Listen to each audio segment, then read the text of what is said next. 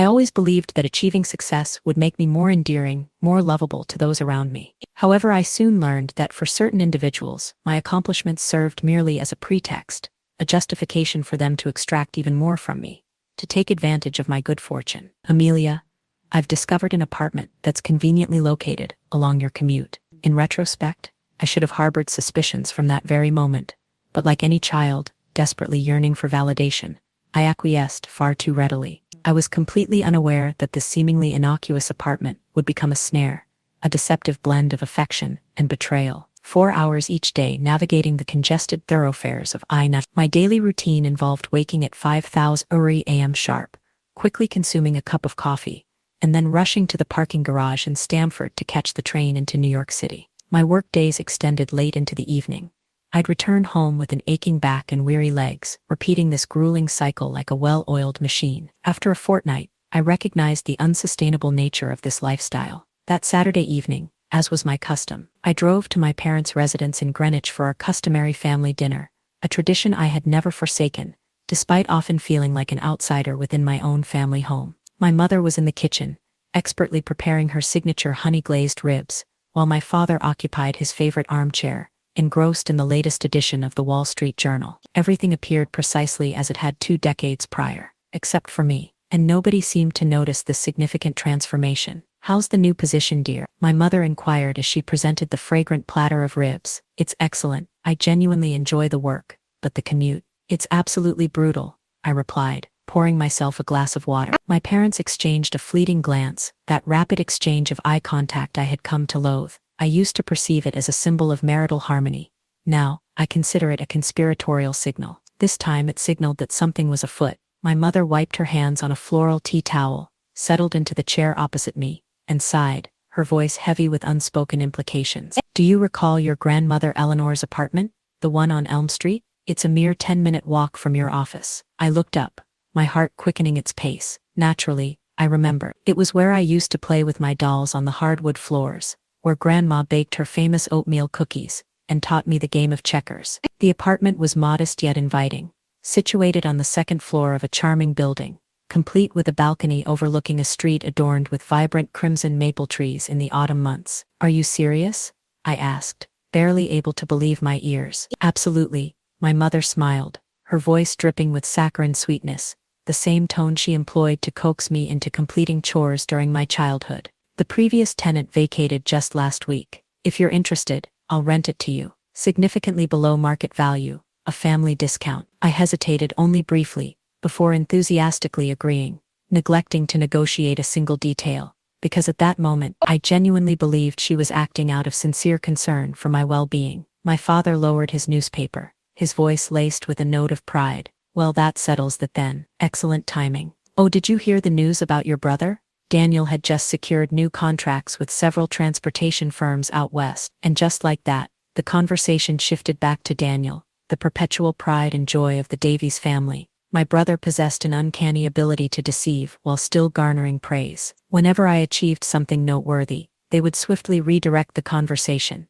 inevitably circling back to Daniel, the audacious son who dared to dream big. Never mind the fact that he had declared bankruptcy twice, and continued to rely on our parents' financial support. Family can be the first to betray you if they perceive you possess something they covet. I moved into Grandmother Eleanor's apartment one sun-drenched April afternoon.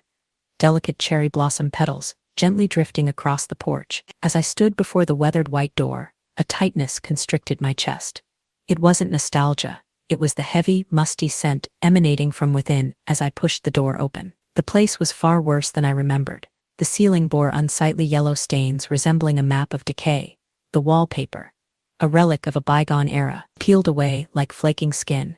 The wooden floor groaned under each step, and the kitchen seemed to have stepped straight out of a low-budget horror film. Grease caked between the tiles, cabinet doors hung precariously by a single hinge, and a rusted oven I dared not touch. I contacted my mother, before even settling down. "Mother," I began cautiously, "this apartment, I think it's going to require substantial renovations." She merely chuckled softly on the other end. "I told you the previous tenant was rather messy, but I'm certain you'll transform it into something truly wonderful. Just avoid those garish neon colors, favored by the younger generation." I managed a weak laugh. She didn't inquire about my available time, financial resources, or energy to undertake such extensive renovations, because in her eyes, I was the one who could weather the storm. That evening I sat in the living room, my back against a rickety wooden chair, and opened my laptop. I created a Pinterest mood board.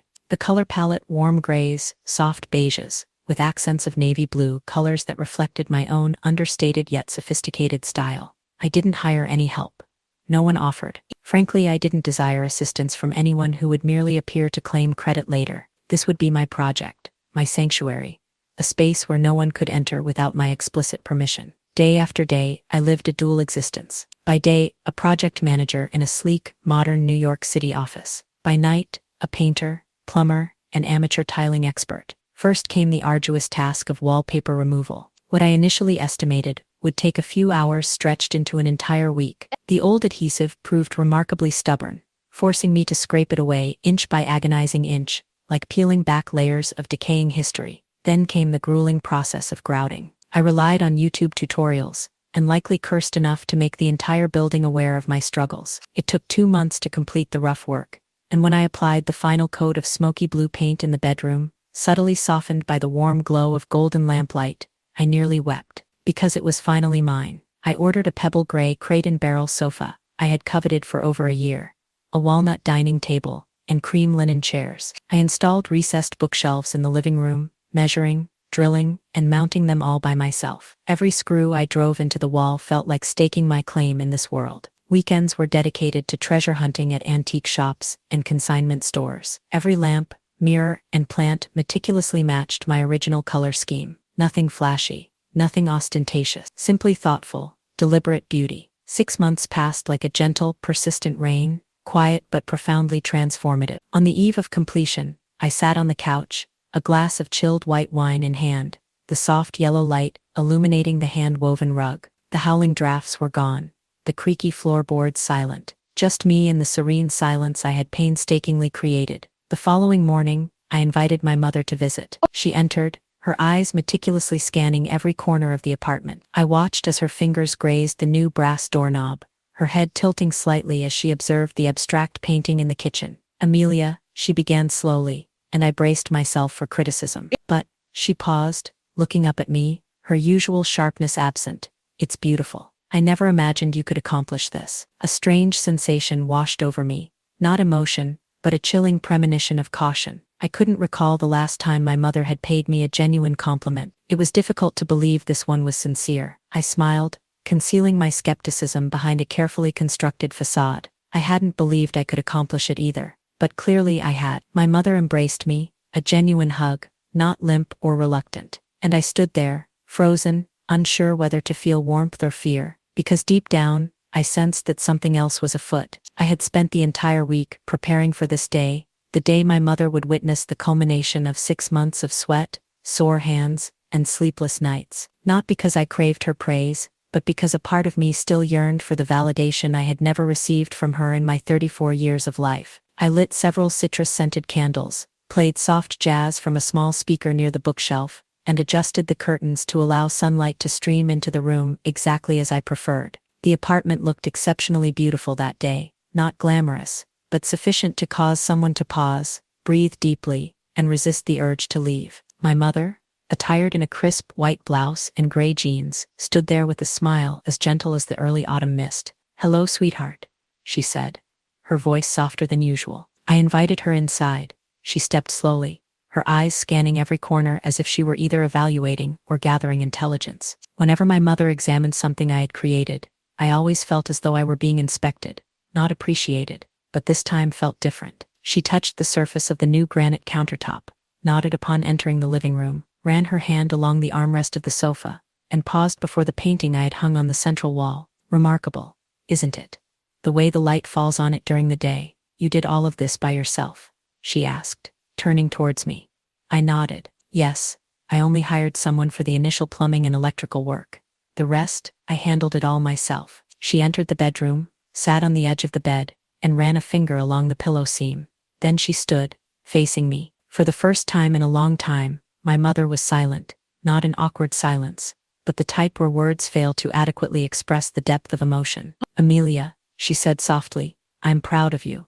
This simple phrase, so commonplace in countless other families, struck me like an electric shock. Before I could respond, she stepped forward and embraced me, not the perfunctory hug exchanged at a family gathering, nor the half-hearted, dismissive gesture. This hug possessed weight, warmth, and genuine emotion. I froze for a few seconds, then slowly reciprocated the embrace. Part of me yearned to believe that this time it was real. "You've transformed this place into a true home," she whispered in my ear. "I never realized you possessed such impeccable taste." I almost laughed but suppressed the impulse. Perhaps this was my mother's unique expression of affection, awkward, flawed, yet a rare form of acknowledgement. We sat and enjoyed tea in the living room for nearly an hour. She shared memories of grandmother Eleanor, the rosemary growing on the balcony, summer afternoons spent reading books. She didn't speak much about me, but at least on that day she saw me, not as the well-behaved daughter who avoided causing trouble, but as a grown woman who possessed a clear understanding of her capabilities and goals. Before departing, my mother turned to say, "I'll inform your father about the apartment. He'll be quite surprised." I nodded, standing in the doorway, watching her silhouette diminish as she descended the stairs. A strange sensation welled up within me, not quite happiness, but something delicate, like hope. Hope that perhaps, just perhaps, this time, my family would perceive me differently. But I was mistaken, profoundly mistaken. Because after that visit, everything began to subtly shift. My mother never returned my call, as promised. My father never mentioned my beautifully renovated apartment. Everything fell eerily silent. 3 weeks later, when Daniel, my brother, filed for his third bankruptcy and moved back in with his wife, a disquieting feeling began to take root. And then, one Wednesday evening, as I returned home from work, what I had sensed finally came knocking. "Congratulations, Amelia, strategic team lead." I thought I had misread it. But no, it was my name. Below it, a nearly 18% salary increase, along with the authority to lead a 4-person team and manage a quarterly budget. I sat in silence for a few minutes, not out of shock, but because of a feeling I hadn't experienced in a long time. Self-belief. For years, I had been content to remain in the background, performing my duties diligently and quietly, never causing waves, never asking for more. But that day, I allowed myself to feel a surge of pride. That evening, I brought the good news home, not merely to share it, but because I wanted them to know that I could achieve success, even without launching a business or investing in risky ventures like Daniel had always done. The air was thick with the aroma of bacon and tomato sauce, the familiar scent of family dinner, a ritual my mother meticulously preserved. Daniel was sprawled on the couch, feet propped up on the coffee table, scrolling through his phone. His wife, Catherine, maintained her air of smug superiority, sporting a brand new leather jacket despite their obvious financial dependence on my parents. "I have some excellent news," I announced after we had all settled down. My father looked up from his plate of spaghetti and meatballs, and my mother paused mid-pour. "I've been promoted to team lead. I'll be heading the strategic division starting next week." No one reacted as I had hoped. "Oh," my mother nodded slightly, then turned to my father, her voice dropping to a lower register. "Did you hear about Daniel? He had just lost 3 significant logistics contracts. Major clients. Those competitors are ruthless." Before I could speak, Daniel interjected. "They're playing dirty, Mother. They're offering prices far below market value. I can't compete with million-dollar firms." "It's not fair," Catherine added, frowning. "My husband is hardworking and intelligent, but they keep undermining him." I put down my fork, not out of anger, but because I felt utterly invisible. I had just shared news that could significantly alter my career trajectory, and they were far more concerned about Daniel losing yet another opportunity. I tried again. "I'll have my own team, my own project authority, and my own budget. I believe this is a substantial step forward." "That's nice," my mother replied without looking at me. "But you know, Daniel needs support right now. His business is his passion. The entire family needs to rally around him." I looked at my father. He continued eating, silent. The atmosphere around me felt frozen. I sensed that if I spoke further, I would be cast as the selfish one. I offered a dry smile. "Carry the burden. I've been carrying it my entire life, but no one ever asks if my shoulders are weary." Catherine raised an eyebrow. Daniel frowned. My mother let out a sigh, as if I had just said something profoundly disappointing. "You're always so calculating, so cold. But Daniel, he dares to act, to take risks," my father said in his usual monotone. "I take responsibility. That's different from being reckless and expecting others to clean up the mess." No one responded. I finished my meal in silence, a suffocating silence, as if I had violated some unspoken taboo. While clearing the table, I overheard my mother whispering to Catherine in the hallway, "If only Daniel could have Amelia's apartment, so close to downtown, no rent to pay. He just needs a bit of stability to get back on his feet." Our parents' house. Daniel Express, his delivery company, lasted only 3 months after the dinner where I shared my promotion news. A large corporation from Texas entered the Connecticut market, offering cheaper rates, same-day delivery, and sophisticated tracking apps, things Daniel lacked, had never possessed, and never would. I heard the news from my cousin Rebecca during lunch with colleagues. "Amelia, did you hear? Daniel's bankrupt again. Aunt Beatrice is clearing a room for him and his wife to move back in." I put down my fork, not surprised, not angry, just cold. I didn't wait for a call from my mother. I knew she wouldn't bother, she would simply act, and sure enough, a few days later, when I went home to retrieve some old boxes from the garage, my childhood bedroom, the only safe haven I had ever known in that house, I discovered a new lock on the door. I stood in the hallway, leaning against a wall adorned with Daniel and Catherine's wedding photos, listening to their laughter emanating from behind what had once been my sanctuary. My mother emerged from the kitchen, wiping her hands on an apron, forcing a smile. "Oh, Amelia, you're back. Daniel and Catherine have just moved in, temporarily, of course. They need time to get back on their feet." I looked at her, not with anger, but with emptiness. "And your room? You don't live here anymore." "That room was empty." She said it lightly. "Besides, your apartment is far nicer now." Amelia's apartment really is beautiful. So close to the city, upscale interior, just pack a bag and move in. And I knew a storm was brewing. 2 weeks later, I returned at my mother's invitation for another family dinner. I hesitated, but didn't want to appear aloof or distant. I chose a simple blue dress, not flashy, but sufficient to remind them that I was not the same Amelia they remembered. I stepped inside, and the chill hit me despite the central heating. Daniel sprawled on the couch, as if he owned the place. Catherine scrolled through her phone without looking up. My mother ladled soup, and my father, as always, hid behind his newspaper. "Hello, everyone," I said. "Yeah?"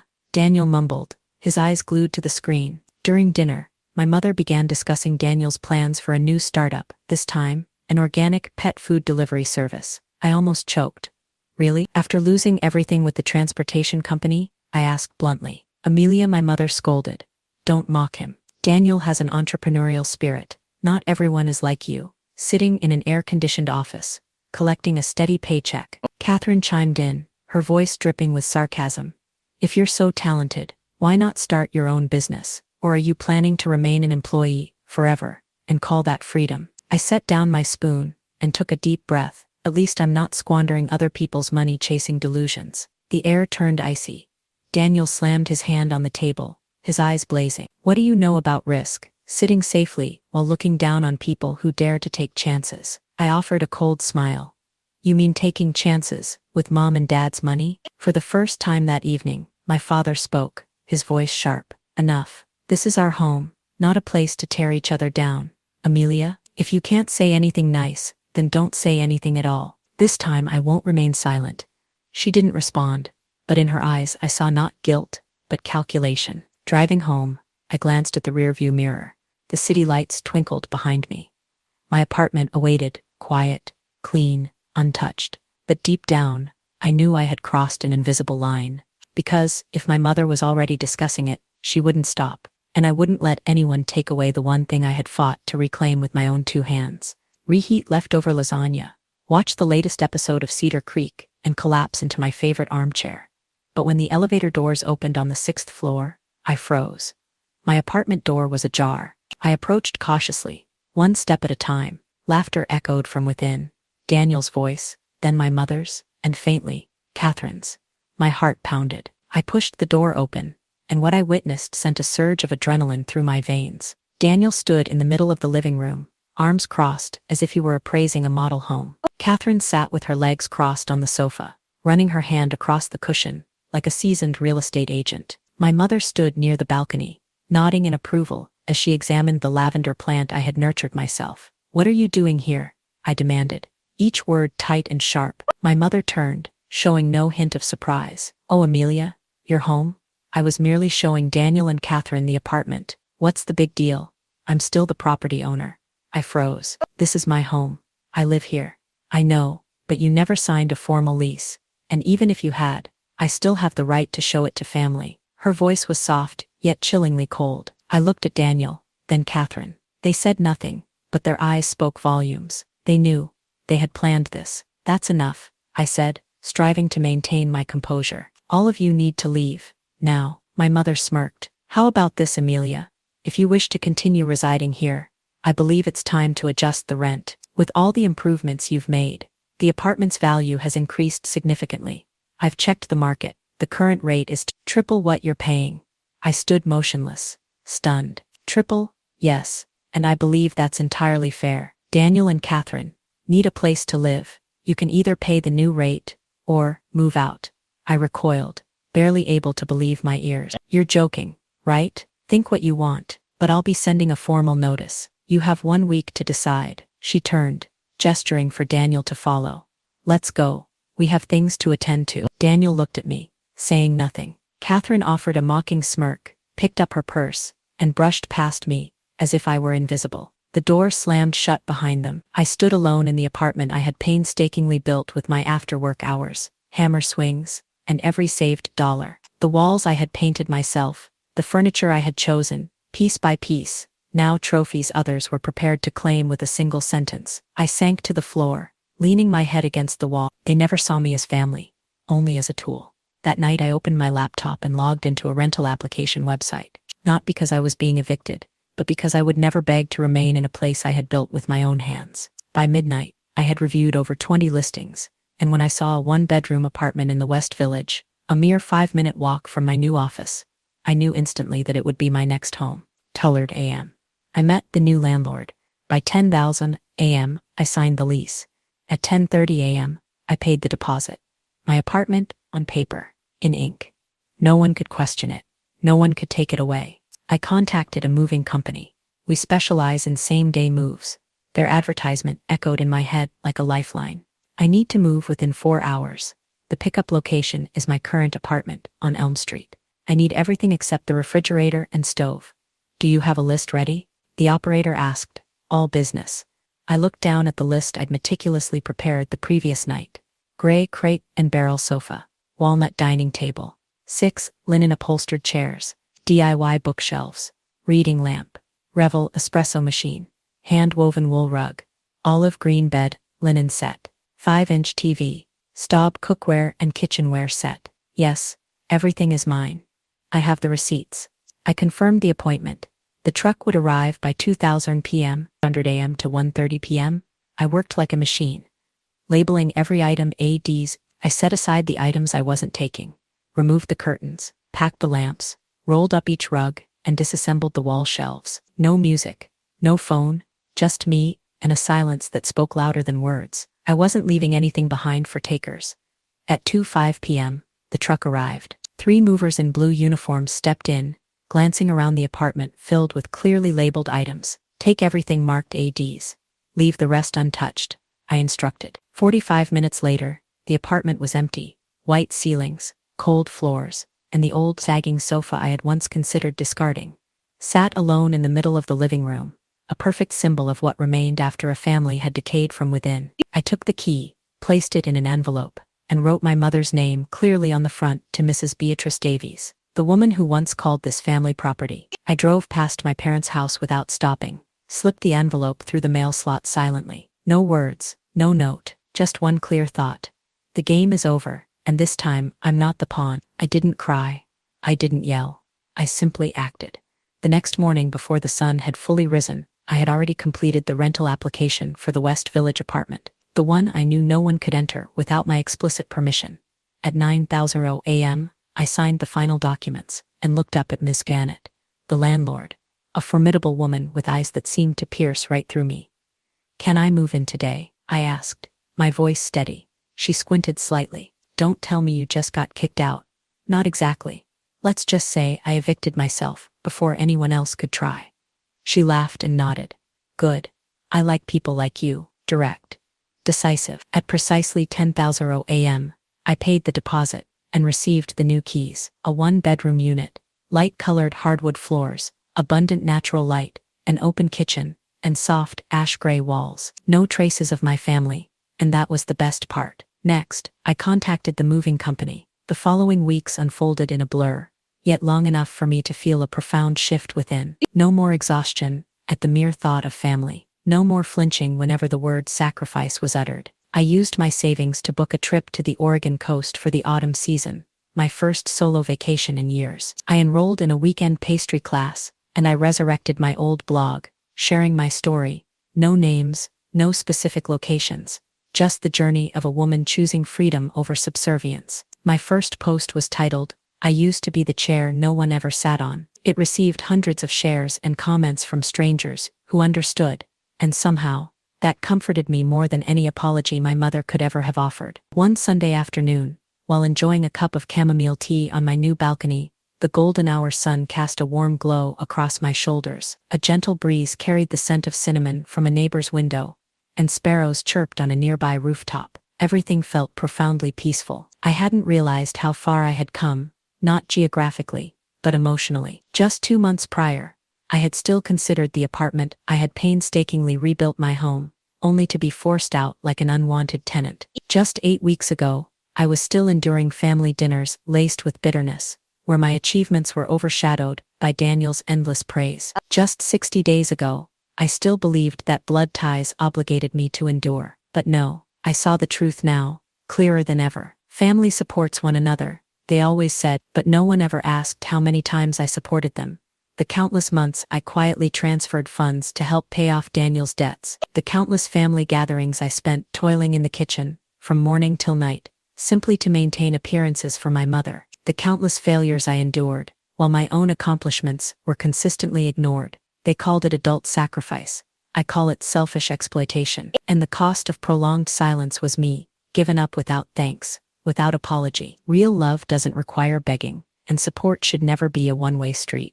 People often say, but she's still your mother. But if someone uses that title to guilt, to take, to manipulate, then that relationship isn't sacred. It's a trap. I remembered the look in my mother's eyes that day. Not sadness, not hurt, but the cold rage of losing control over me. And Daniel, the way he silently allowed it all to happen, as if being prioritized was his birthright. That said everything. I once believed that if I tried hard enough, they would change, that they would finally see me as part of their family, someone to be proud of, to love. But now I know. Instead of trying to change them, I changed the way I faced them. I don't need revenge. I don't need to prove a point. I simply want to live a life free from the burden of guilt. I used to believe that family was immutable. But the truth is, family isn't solely defined by blood. It's about how people treat one another. I can still love. I can still forgive, but I will never forget. Forgetting leaves the door open for history to repeat itself. Remembering, that's how you protect yourself. And I will live, not in anyone's shadow, not under anyone's expectations. Just me, Amelia Davies. A woman who finally learned that true family doesn't demand that love equates to one-sided sacrifice. Amelia's journey serves as a potent reminder that familial bonds cannot endure when only one person consistently sacrifices. Family should never be an excuse to manipulate, exploit, or devalue another individual. Amelia chose to break free from the cycle of blind sacrifice, to forge a life that's authentically her own, free, peaceful, and filled with self-respect. Sometimes, growth begins the moment we dare to say enough, even to those we love most. What are your thoughts on Amelia's decision? Would you have made the same choices if you were in her shoes? Share your reflections in the comments section below, and don't forget to subscribe to the channel for more moving, thought-provoking stories about family and self-worth.